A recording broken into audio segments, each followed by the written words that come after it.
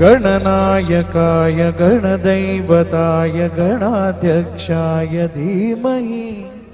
गुणशरीराय गुणवन्दिताय गुणेशानाय धीमहि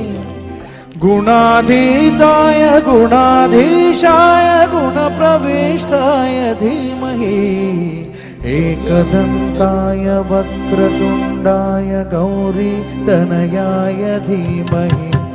गजेशानाय भालचन्द्राय श्रीगणेशाय धीमहि एकदन्ताय वक्रतुण्डाय गौरीतनयाय धीमहि गजेशानाय भालचन्द्राय श्रीगणेशाय धीमहि